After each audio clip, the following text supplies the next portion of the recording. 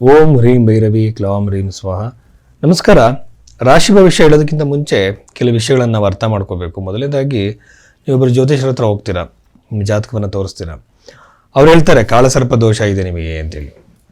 ಯಾವ ಗ್ರಂಥದಲ್ಲೂ ಕೂಡ ಕಾಳಸರ್ಪದ ದೋಷದ ಬಗ್ಗೆ ಉಲ್ಲೇಖ ಇಲ್ಲ. ಮತ್ತು ಯಾಕೆ? ಕಾಳಸರ್ಪ ದೋಷ ಇದ್ದಂಥವ್ರು ಬಹಳ ಇಂಪ್ರೂವ್ಮೆಂಟ್ ಆಗಿದ್ದಾರೆ. ಸಚಿನ್ ತೆಂಡೂಲ್ಕರ್ ಕೂಡ ಇದೆ ಕಾಳಸರ್ಪ ದೋಷ. ಇದ್ರ ಬಗ್ಗೆ ಯಾವ ಪುಸ್ತಕದಲ್ಲೂ ಇಲ್ಲ. ಮತ್ತು ಹೇಗೆ ಜ್ಯೋತಿಷರು ಹೇಳ್ತಾ ಇದ್ದಾರೆ?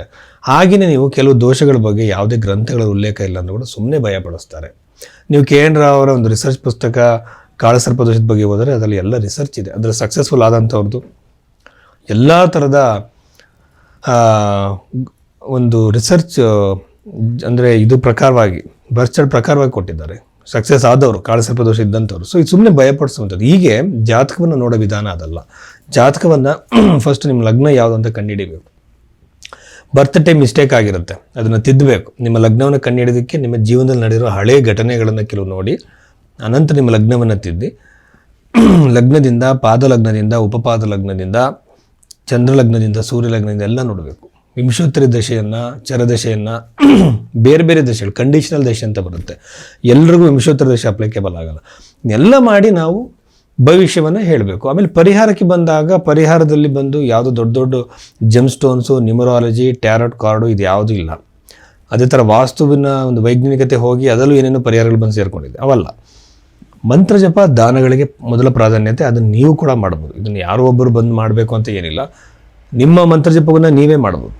ಅದರ ನಂತರದಲ್ಲಿ ಜ್ಯೋತಿಷ್ಯನೇ ಇಲ್ಲ ಅಂತ ಕೆಲವರು ಹೇಳ್ತಾರೆ, ಗ್ರಹಗಳೆಲ್ಲ ಇಲ್ಲ ಅಂತ ಹೇಳ್ತಾರೆ. ಈ ಬಗೆಯಲ್ಲಿ ನಾವು ನೋಡಿದ್ರೆ ಸೂರ್ಯ ಕೂಡ ಒಂದು ಗ್ರಹ. ಆ ಗ್ರಹದ ಇನ್ಫ್ಲುಯೆನ್ಸು ನಮ್ಮಲ್ಲಿ ಹೇಗಾಗುತ್ತೆ ಅನ್ನೋದನ್ನು ಗೂಗಲ್ ಮಾಡಿ ನೋಡಿ. ಸೈಕಲಾಜಿಕಲ್ ಆಗಿ ಅಥವಾ ಫಿಸಿಕಲ್ ಆಗಿ ನಿಮ್ಮ ದೇಹದ ಮೇಲೆ, ನಿಮ್ಮ ಮನಸ್ಸಿನ ಮೇಲೆ ಸೂರ್ಯ ಹೇಗೆ ಪರಿಣಾಮ ಬೀರ್ತಾನೆ ಅಂತ ನೋಡಿ. ಆವಾಗ ನಿಮಗೆ ಗೊತ್ತಾಗುತ್ತೆ ಬೇರೆ ಗ್ರಹಗಳು, ನವಗ್ರಹಗಳು ಒಂದೇ ಗ್ರಹದ ಪರಿಣಾಮ ಇಷ್ಟಿರುವಾಗ ನವಗ್ರಹಗಳ ಪರಿಣಾಮ ಹೇಗೆ ಅಂತ ನಿಮಗೆ ಗೊತ್ತಾಗುತ್ತೆ. ಸೈಂಟಿಫಿಕ್ ಆಗಿ ಈ ಮುಂದೊಂದು ದಿನ ಇದರ ಪರಿಣಾಮಗಳು ನಮ್ಮ ಮೇಲೆ ಗೊತ್ತಾಗುತ್ತೆ. ಸೊ ಅದನ್ನು ಜಾಸ್ತಿ ದಿನ ಏನಿಲ್ಲ. ಹಾಗೆ ಜ್ಯೋತಿಷ್ಯವನ್ನು ನಾವು ವಿಡಂಬನೆ ಮಾಡೋದಕ್ಕಿಂತ ಮುಂಚೆ ಬಹಳ ವೈಜ್ಞಾನಿಕವಾಗಿ ಯೋಚನೆ ಮಾಡಬೇಕಾಗುತ್ತೆ. ನಮಸ್ಕಾರ. ಈ ಒಂದು ಕನ್ಯಾ ರಾಶಿಯಲ್ಲಿ ಜನಿಸಿದಂಥವರಿಗೆ ಈ ಒಂದು ತಿಂಗಳಲ್ಲಿ, ಡಿಸೆಂಬರ್ ತಿಂಗಳಲ್ಲಿ, ವರ್ಷದ ಅಂತ್ಯದ ತಿಂಗಳು ಏನೆಲ್ಲ ಅವಕಾಶಗಳು ಇದೆ ಅಂತ ನೋಡೋದಾದರೆ, ನನ್ನ ಪ್ರಕಾರ ಉತ್ತಮವಾಗಿರುವಂಥ ಧನಯೋಗ ಕ್ರಿಯೇಟ್ ಆಗಿದೆ. ಸಾಕಷ್ಟು ಹಣ ಬರುತ್ತೆ. ಎಲ್ಲೋ ಸಿಗಾಕೊಂಡಿರೋ ಹಣ ಆಗಿರ್ಬೋದು, ನೀವು ಕೊಟ್ಟಿರೋ ದುಡ್ಡು ಆಗಿರ್ಬೋದು, ನಿಮಗೆಲ್ಲ ಬರಬೇಕಾಗಿರುವಂಥ ಹಣ ಬರೋ ಸಾಧ್ಯತೆ ಬಹಳಷ್ಟು ಹೆಚ್ಚಾಗಿದೆ. ಫೈನಾನ್ಷಿಯಲ್ ಫ್ಲೋ ಹೆಚ್ಚಾಗ್ಬೋದು. ಸೋರ್ಸ್ ಆಫ್ ಇನ್ಕಮ್ ನಿಮಗೆ ಕೇವಲ ಒಂದೇ ಇದ್ದರೆ ಅದಕ್ಕಿಂತ ಜಾಸ್ತಿ ಆಗೋ ಅವಕಾಶಗಳು ಇರುತ್ತೆ. ಸೋರ್ಸ್ ಆಫ್ ಇನ್ಕಮ್ ಕೆಲವರು ಒಂದಿರುತ್ತೆ, ಮಲ್ಟಿಪಲ್ ಸೋರ್ಸ್ ಆಫ್ ಇನ್ಕಮ್ ಮಾಡ್ಕೊಳ್ಳೋ ಅವಕಾಶಗಳಿರುತ್ತೆ.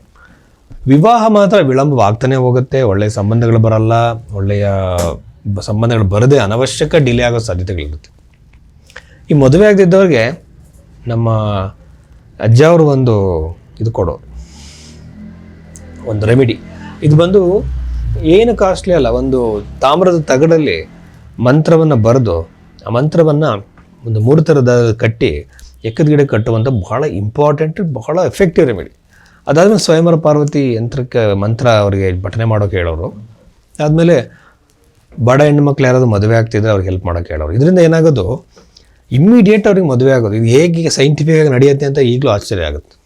ಸೈಂಟಿಫಿಕ್ ರೀಸನ್ನೇ ಕೊಡೋಕ್ಕಾಗಲ್ಲ. ಒಂದಿನ ವಿಜ್ಞಾನ ಅದನ್ನು ಪ್ರೂವ್ ಮಾಡ್ಬೋದೇನೋ, ಹಿಂಗೆಲ್ಲ ಇರ್ತಿತ್ತು. ಇದನ್ನು ಫಾಲೋ ಮಾಡ್ಬೋದು ನಾನು ಹೇಳೋ ಪ್ರಕಾರ. ಆಮೇಲೆ ಇದು ಭೈರವಿ ಸ್ಟೋರಿ ನಿಮ್ಗೆ ಅವೈಲೇಬಲ್ ಇದೆ. ಇನ್ನು ಪ್ರಾಪರ್ಟಿ ಖರೀದಿಗೆ ಬಹಳ ಒಳ್ಳೆಯ ಸಮಯ, ಇನ್ವೆಸ್ಟ್ಮೆಂಟ್ ಮಾಡೋಕ್ಕೆ ಒಳ್ಳೆಯ ಸಮಯ. ಬಿಸ್ನೆಸ್ ಎಕ್ಸ್ಪ್ಯಾಂಡ್ ಆಗುತ್ತೆ, ವ್ಯವಹಾರ ಬೆಳೆಯುತ್ತೆ, ಸ್ಕೇಲಿಂಗ್ ಅಪ್ ಅಂತಾರಲ್ಲ ಅದು ಅನುಕೂಲ ಆಗೋ ಸಾಧ್ಯತೆ ಇದೆ. ಬಟ್ ಇನ್ನೊಂದು ಅನವಶ್ಯಕ ತಿರುಗಾಟ ಓಡಾಟಗಳಾಗುತ್ತೆ ನಿಮ್ಮ ಹೊಸ ಕೆಲಸಕ್ಕೋಸ್ಕರ. ಬಟ್ ಕನ್ಯಾ ರಾಶಿಯವರು ಸ್ವಭಾವತಃ ಬುದ್ಧಿವಂತರಾಗಿರೋದ್ರಿಂದ, ಎಲ್ಲ ವಿಷಯಗಳನ್ನು ಅಳೆದು ತೂಗಿ ನಿರ್ಧಾರ ಮಾಡೋದ್ರಿಂದ ಅವ್ರಿಗೆ ತುಂಬ ಶಾರ್ಪಾಗಿರ್ತಾರೆ. ಹಾಗಾಗಿ ವ್ಯವಹಾರದಲ್ಲಿ ಲಾಸ್ ಅನ್ನೋಕ್ಕಿಂತ ಅಂದ್ಕೊಂಡಂಥ ಪ್ರೋಗ್ರೆಸ್ ಸಿಗದಲ್ಲೇ ಇರ್ಬೋದು ಈ ತಿಂಗಳಿನಲ್ಲಿ. ಬಟ್ ಈ ತಿಂಗಳಲ್ಲಿ ಒಂದು ಹೊಸ ಆಲೋಚನೆ, ಐಡಿಯಾ ಬಂದು ಆ ಐಡಿಯಾದಿಂದ ನಿಮ್ಮ ಬಿಸ್ನೆಸ್ಸು ದೊಡ್ಡ ಮಟ್ಟಕ್ಕೆ ಹೋಗುವಂಥ ಅವಕಾಶ ಎಲ್ಲದರಲ್ಲೂ ಕಾಣ್ತಾ ಇದೆ. 3ನೇ ಮನೆಯಲ್ಲಿರುವಂಥ ಗ್ರಹಗಳನ್ನ ನೋಡ್ತಾ ಇದ್ದರೆ ಖಂಡಿತ ಅಣ್ಣ ತಮ್ಮಂದರಲ್ಲಿ ವೈಮನಸ್ಯ, ಕಿರಿಕಿರಿ ಉಂಟಾಗೋ ಸಾಧ್ಯತೆ ಖಂಡಿತ ಆಗುತ್ತೆ. ಆಮೇಲೆ 12ನೇ ಮನೆಯಲ್ಲಿ ಕೇತು ಬರೋದ್ರಿಂದ ನನಗೆ ಅನಿಸೋ ಪ್ರಕಾರ ನೀವು ಪುಣ್ಯಕ್ಷೇತ್ರಗಳಿಗೆ, ಶಕ್ತಿ ಕ್ಷೇತ್ರಗಳಿಗೆ, ದೇವಾಲಯಗಳಿಗೆ ಭೇಟಿ ಕೊಡುವಂತಹ ಅವಕಾಶ ಹೆಚ್ಚಾಗಿದೆ ಈ ತಿಂಗಳಿಂದ, ಡಿಸೆಂಬರ್ ತಿಂಗಳಿನಲ್ಲಿ.